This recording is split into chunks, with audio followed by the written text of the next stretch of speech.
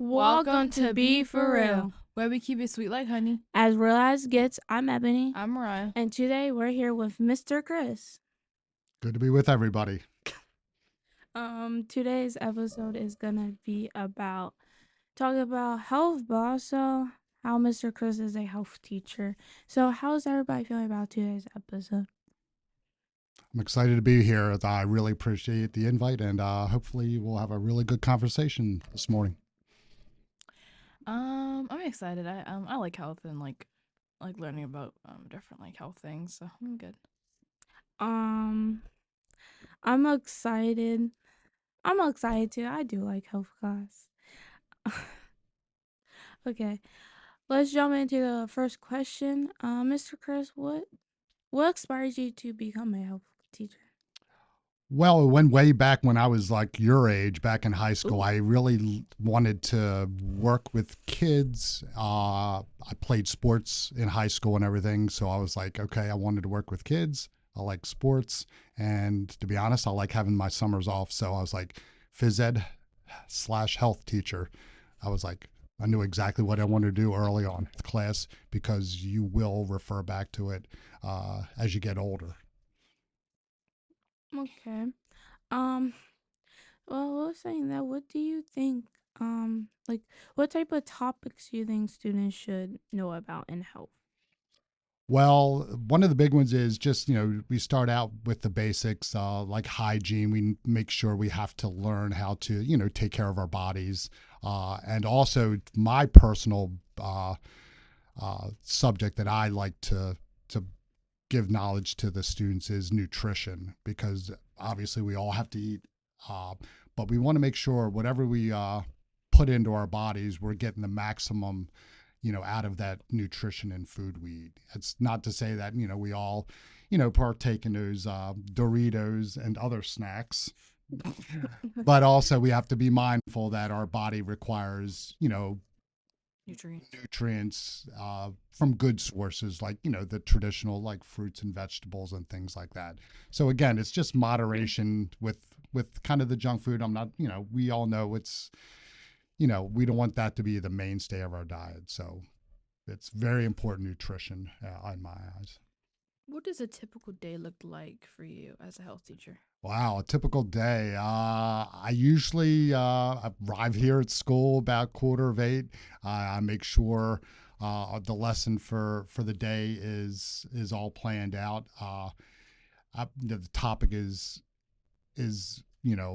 right out there for everybody to know. But I like to have the students drive the conversation. I do not mind, veering away from the things that I really have to say, as long as it's student driven. I like student driven conversations because that tells me that they're, engaged in what we're talking about. What's your What's your favorite part about teaching health? My favorite part about teaching health is giving the knowledge that I've gained throughout the years, through my experience in teaching health, and just trying to make sure that the students understand, how important it is to take care of your body. You only get one, you get one body, so we want to make sure we're in tune with it and we're treating it the way it should be. It's just extremely important because uh, I've learned, I thought I was kind of the invincible growing up that, nothing would ever happen to me. I could eat anything and do anything, but I've learned over the years that you really have to be in tune with your body and take care of your body. How do you make health lessons interesting and like fun for students? Also, Yeah, Your joke, these are. also like educational, like interesting and educating. sure, sure. We have to, like all the teachers here at school, we have to follow a curriculum.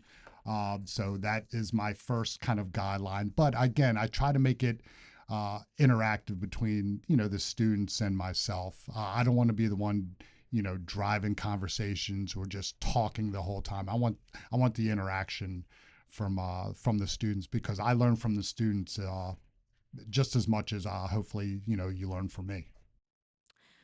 Is there any common theories about health that you would like to clear up? Common theories.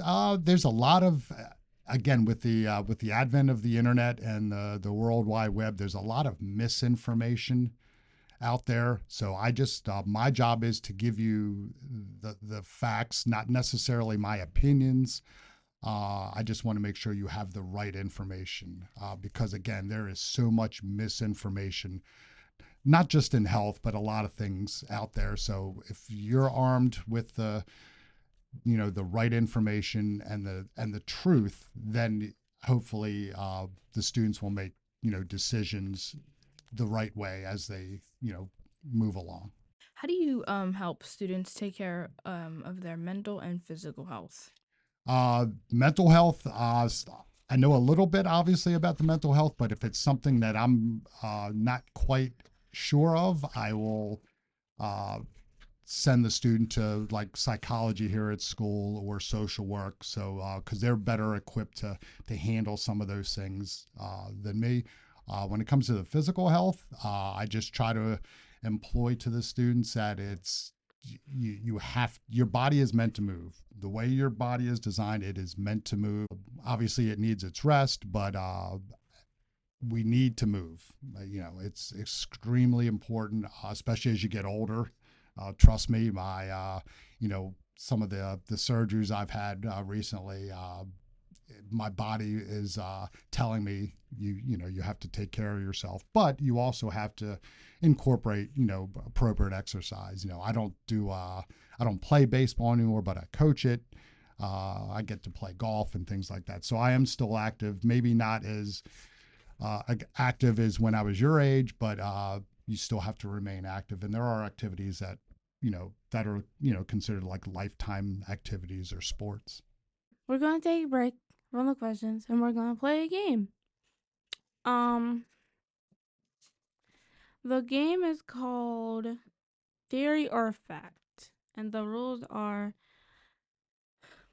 the way this game works is that the host, which is me, will ask 15 questions to Mr. Chris, and he has 5 seconds to determine if it's a theory or a fact. Okay, number one, theory or fact. Eating carrots will give you perfect eyesight. What do you think, Mariah? I don't know. I don't think it's a fact that they'll give you that carrots will give you perfect eyesight. They might help, but I don't Yeah, know. I'm with I Mariah. don't think. I agree with Mariah. It doesn't give you perfect vision, but carrots have certain nutrients that will can stave off certain eye conditions down the road. So it Yeah. is helpful, but it's not going to give you Perfect. quote unquote perfect vision. Mm-hmm. I just say it's a theory. Theory or fact, if you swallow gum, it stays in your stomach for 7 years. That one I actually don't know. Theory. Theory. Can't speak on that. I don't know. Eventually, your body will digest it. Yeah. Okay. Number three, theory or fact, laughing is actually good for your health. Okay, I think that's a Fact. fact because you use your stomach muscles, and using your stomach muscles when you laugh is good. Yes, a big fact. I'm a proponent of that. I remember Mr. Drew over virtual. He was my PE teacher, and he always said, if you don't want exercise, just laugh, because it's still exercise. 4. I miss Mr. Drew. Theory or fact, chocolate can improve your mood. I mean, it has sugar in it, so why not? A little bit of both. I know. I'll say some of it is fact because there's some chemicals in chocolate that release certain like endorphins and things, but it's not a cure all. It's not a magical thing. Nah. Okay. Ooh. Number six. Theory or fact, sitting too long during the day can be bad for your health. Meow. Fact. I did not hear you. Sitting too long during the day can be bad for your health. Oh yeah, that's fact. I mean, we sit throughout the day for school. Okay. Oh. theory or fact, if you drink coffee, it will stunt your growth. What? If you drink coffee, will it stunt your growth? Oh, like make you grow if you drink it, or like make you. Stunt. Oh, make you. Okay. I don't know. That's a Probably that's theory. a theory. That's yeah. There's really no basis for that. Theory or fact, playing video games all day counts as exercise for your thumbs. Exercise for the thumbs, that is a fact, but I do not recommend that be your sole form of exercise for the day. Theory or fact, if you go outside with wet hair, you'll catch a cold. I think that's That's true. a theory. Right? Because I do it. I don't get sick. That's a theory. It doesn't have anything. Just because you go outside with wet hair does not mean you're going to catch a cold. Mr. Chris, you have that problem. Yes, I don't have a whole lot of hair to do that, but that's a theory. That's there's no basis on that either. Is yawning contagious? Yes, I think it's contagious. Yeah. I think it's contagious. It's 'Cause I fact. don't know, because if I yawn, I had someone else yawn. Well, I'm going to have to disagree with both of you. I think that's just a theory. Oh, I wait, think it's but when somebody contagious. yawns, you yawn, and then the If other somebody person laughs, you yawns. laugh. I think that's contagious. I don't know. I'm going to stay with my theory. Okay. Number 10. Theory or fact, listening to music can help reduce stress. That's a fact. That's a fact. I use that technique myself. Oh, okay. Okay, now the last 5 questions. Mr. Chris and Mariah gonna make the questions. Is it a theory or what? Is it a theory or fact that you're a little bit taller in the morning, like when you wake up? Huh? I never heard what? I feel shorter in the morning. You never heard of that, Mr. Chris? I actually have heard of that because it has to do with your spinal column relaxing overnight. How much you tend to grow overnight, that's up for debate. An inch. So I need to say. I grow an inch. Me too. you have to measure yourself before you go to sleep and then when you wake up. Mr. Chris, you have Yes. one? Uh, as an adult, you require more sleep than you do as a teenager. Huh? Do you require more sleep as an adult or a teenager? I feel like it's both. I don't know. I feel like both require sleep, but But I feel like a teen is more because they're still growing and like developing, and an adult is already like fully grown and developed. So I feel like even though they need sleep too, but if you're still growing and your brain is still like growing too, I feel like you would need more sleep. You're right. You require more sleep as a teenager than you do as an adult. But as an adult, I wish naps were mandatory. Me too. I got one more. okay, Uh, because I'm stuck. how after you eat dinner, how long should you wait until you go to sleep at night? How many hours? We say like hour, Yep. 30 minutes, Hours. hours. How many hours do you think Two? they usually say you should, you're right on the nose. Usually they say you should not lay down and go to sleep any before 2 hours after you eat. So if you eat dinner at 6 o'clock, you really shouldn't go to sleep until like after 8. Okay. Yeah, they've done a lot of things and studies saying that it's just not good for digestion and things like that. Okay. That makes sense. Oh, I have one.